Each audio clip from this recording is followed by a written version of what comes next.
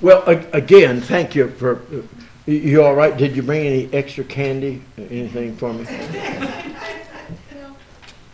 Sorry. No, you're not. This is what bothers me. You not only ignore me, you lie to me. Goodness sakes alive. No. Poor Amy.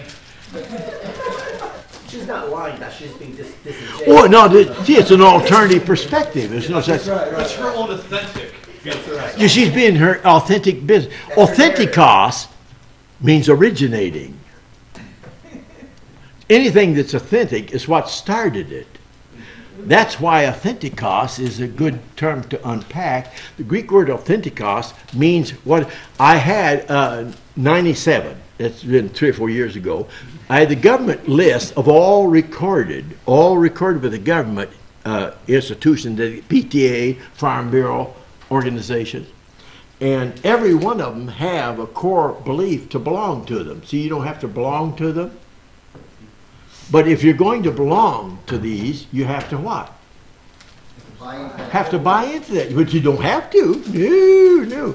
But if you're interested in your private agenda, well, PTA, Farm Bureau, as though the whole world centers around farm economics, it's important, but it's trivial in the world of discourse. Not unimportant. I'd like to eat, so I don't tell any farmers that I was angry and wish there weren't any farmers. I just wish that they didn't control the universe. That's what. All right, we'll commence to get ready. I'm going to start drinking now. You girls ready to go? Yeah, it went right to my stomach.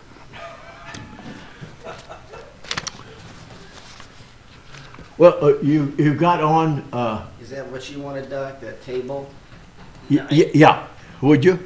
Is that what you want on there right now? Well, this 18. I'm going to get to the 19th century. Do you have the 19th century table? Well, all right, now that's okay. Now, do you know what does the word secular mean? Sacred, secular. When we get this polarization in the Christian West, and even in other cultures, you got secularism because they're bamboozled by science and technology and computers, and in Africa, Asia, China, Japan, Oceania. And the invasion is Buana, white Anglo-Saxon Americans. And run these things, road to secularization. Now what did I do with that? What did I do with what? What does that refer to in the universe of discourse? That. You know what I mean by that. Is it that sheet over there? Oh, no, here's the one on secularization. And narrative displacement and theory of scientific method. Since you're going to make copies, I certainly will. 4,000 copies later.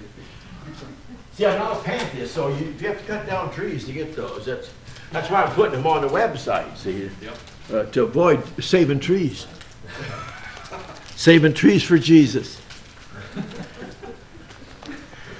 Well, now right here, the Renaissance is new birth. You know that. You've studied history, new birth. Well, why does Christian civilization need rebirth?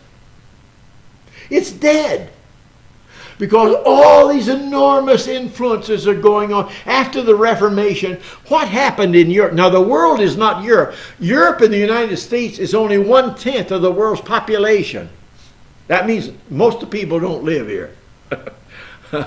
So they think they'll go boss everybody, try to colonialize the universe.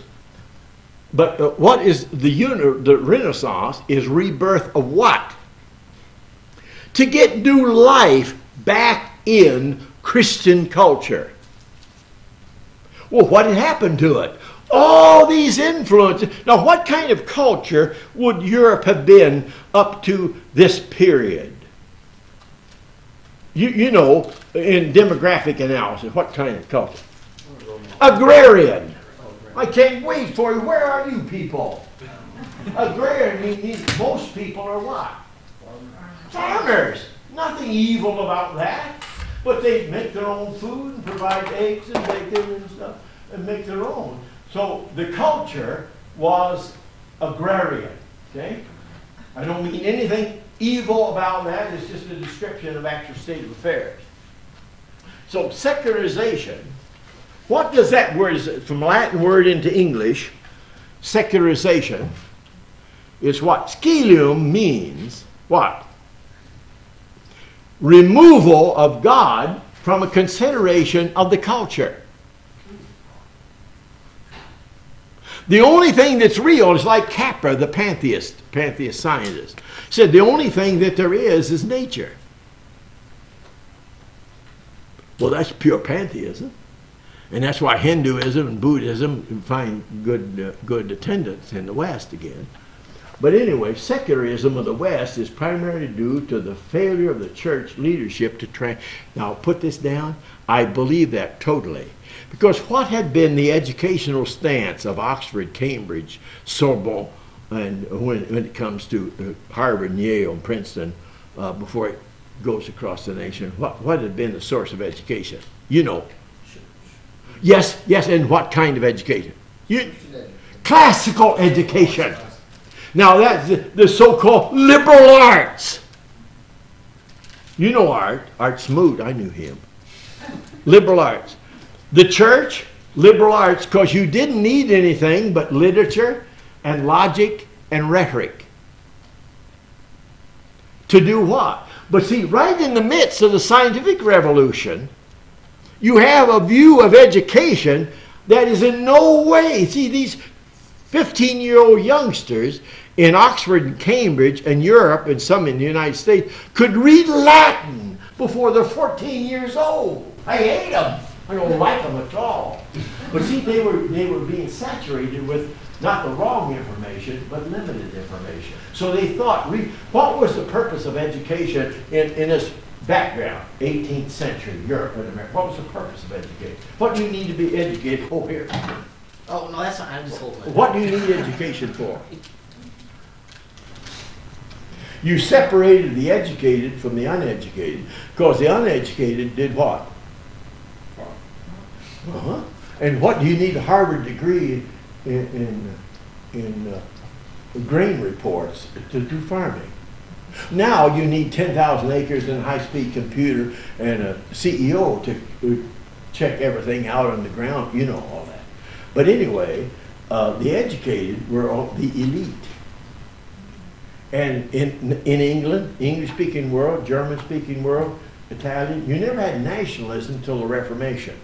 Then you start having national churches. Then you had to have churches that spoke Lithuanian and Polish and all those languages. You had to have their own private nationalistic what? Church. And the Roman Catholic scholarship never tires to this day to say, do you realize that the Protestant Reformation broke the unity of Europe? And in a highly technical sense, that is true. Because Europe was what? Unified prior to the nationalization impact of this period. Now, how does that enter the church? Right away, it doesn't at all. Hear that?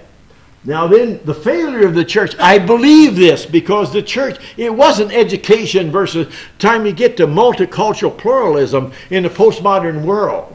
And you have tolerance and diversity. Now, diversity is a fact. There's no question about that. But they mean by that there isn't any truth, so the only thing you can do is tolerate what? Tolerate diversity. That's the only, and we have peace because everybody tolerates diversity. Amen. We celebrate it. Well, it's affirmed and celebrated. See, that's the postmodern mind. Diversity is not a unique phenomenon that I know of. But diversity is now a worldview. Multicultural pluralism in education. National Association of Education controls the mandate of so-called accredited folk. Well, I've got to check, and I'm going to have the computer gurus check. Up to 2 or 3 years ago, Harvard is not accredited.